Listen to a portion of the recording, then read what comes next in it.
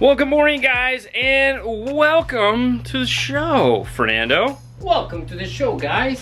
Today we have, I say this a lot, we have a fun one for you, and I really mean this is fun. It's a Dodge Ram, so that should be exciting there, because it's not the usual. Let's talk about why it's here, but before we do that, let's roll the intro.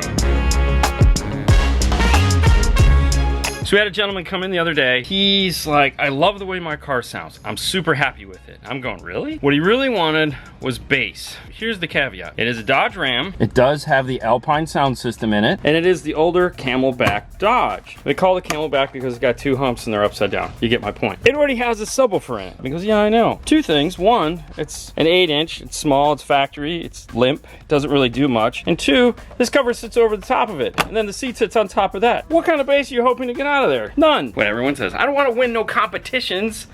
But what I want is some good, strong bass that complements the rest of my system, because I don't want to pull out all my speakers. I like the way it sounds. I like the volume I have. I just want bass that goes along with it. No problem, man. We got a really simple solution for you. It's an Alpine system. We can do a Sub Pro. AudioControl has the new Altitude series amplifiers and the power kit, of course. And the biggest thing, what's in this box, is the new AudioControl Dodge Ram Camel box. The reason why we went with the Altitude amplifier for this particular install is we didn't know what the truck was. Like, he called, we talked over the phone.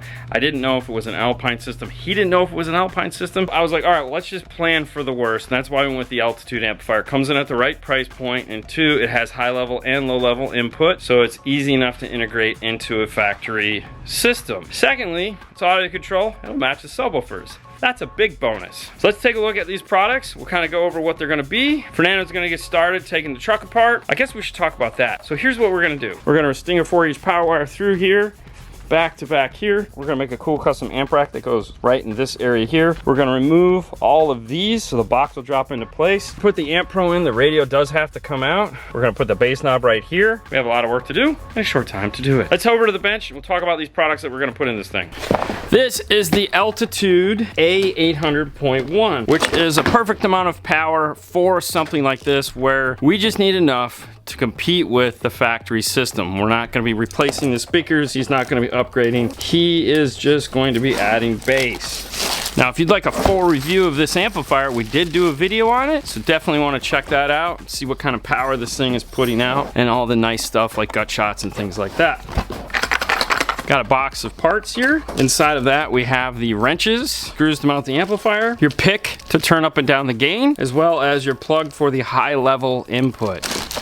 Then the amplifier itself. If you're not familiar with the Altitude series amplifier, they do have a really nice look to them. I like the fact that they went with something other than just black, because everything is black. This has this nice bluish gray look to it that is just elegant, and then they've done this pinch thing with the side that looks really cool. And of course, all the controls are hidden underneath this panel.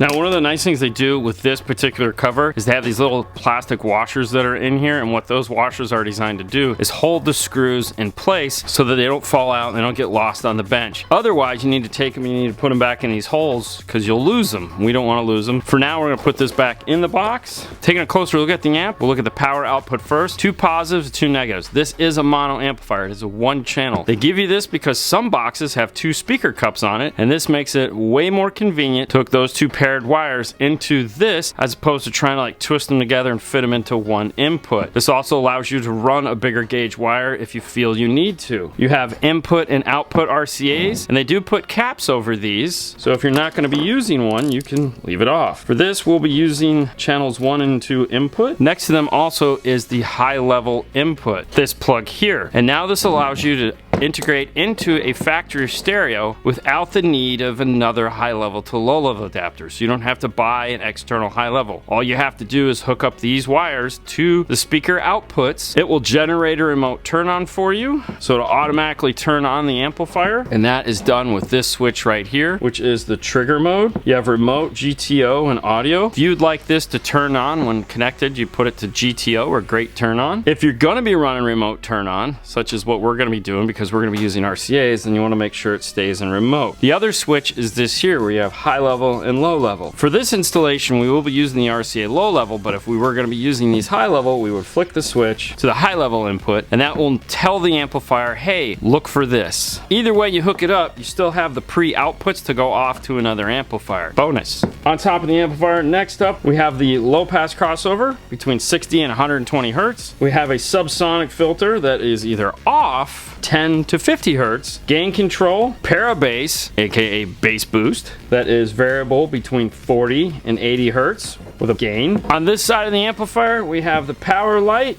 we have the protect light, then we also have our 12 volt input, our remote input, our valet input, and our ground input. And you go, wait, what's a valet input? If you connect this to a trigger, it will reduce the volume output of the amplifier, aka if you take it to a valet, or you're taking it to a car dealership, or you're taking it somewhere where you don't want the full bass potential to be had, you can flick that toggle switch, it'll tell the amplifier to attenuate the volume down, and then when you come back, you can flick the switch and have all the luscious bass that you've had before. As far as the sizes go, clearly you can fit a 4 gauge in here and an 8 gauge remote turn on. Don't use an 8 gauge remote turn on. These are big enough so you can fit a ferrule in there with a nice connection. An optional bass remote is available for this amplifier, and that is this guy right here, the ACR1. The nice thing about the ACR1, it has the cool power light here. It's easy to mount up underneath the dash however if you want to. This all comes apart. Remove these 2 screws and you can have a nice flush mountable bass knob. For this installation, because we are going to be using an Amp Pro, the Amp Pro does have a bass knob already included in the box. We're going to be running that one. Make sure if you're not going to be doing something like an Amp Pro that you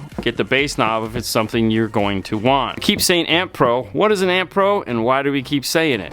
This box here houses said Amp Pro. This is a Sub Pro version. You have Amp Pros, which have 6-channel RC output, front, rear, sub, and a toss link, depending on which one you get. Then you have Sub Pro, which is that. It just has a sub output. Because this has the Alpine system, this is an ideal candidate for this particular product. Here's that bass knob that it comes with. Very universal. It's got a super long neck, so you can put it through lots of layers of plastic if you need to. It also comes with 2 bolts, so you can get it just the right depth out of the dash. It's pretty sweet feature. The unit itself, this is the Sub Pro for this vehicle. Has some dip switches, which we'll take a look at the owner's manual to see if we need to set up. A couple plugs, and over here the RCA outputs. So this is for sub only. It's not a full range output. It's actively crossed over at a higher frequency that would work fine if you're going to add an epicenter or anything like that. This is also not a high level to low level adapter. That is the big difference here. This amp will hook up via high level to low level, which means that factory sub we have in there, we could connect those inputs to that output and we could get the bass signal into this. However, we're also going to get everything that goes along with that, meaning if there's bass roll off, if there is any form of filtering done, anything that is coming into that factory sub,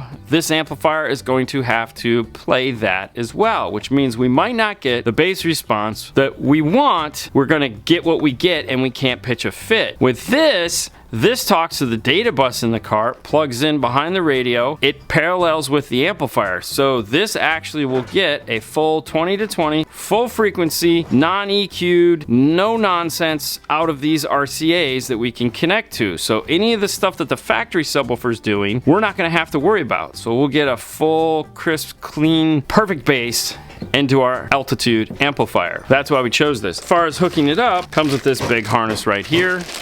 We have to pull the radio out of the dash, and then this is going to go behind the radio.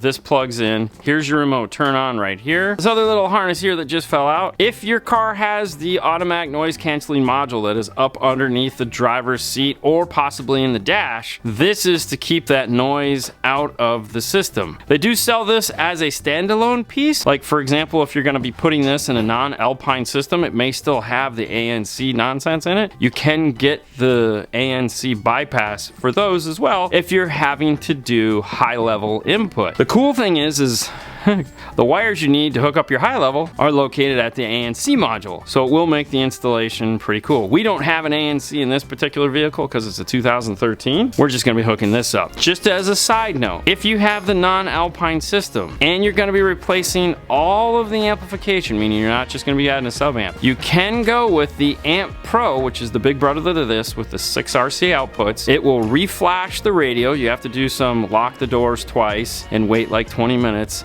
it will tell the factory radio that's an Alpine system, and then you can plug in the Amp Pro and you can get your 6-channel preamp output without the EQ, without the bass roll-off, with all the nonsense gone. Perfect 6 channels. In some cases, that's way smarter to do. You know, get like a 5-channel amp and hook that in and get just amazing sound out of your factory radio. So there's a lot of options available to you. That's why we picked this scenario, because we didn't know which one we were going to get thrown at us. We have all the tools here to handle it. Pretty awesome. Let's hop into the vehicle. We'll get the radio out and we'll show you how this gets installed.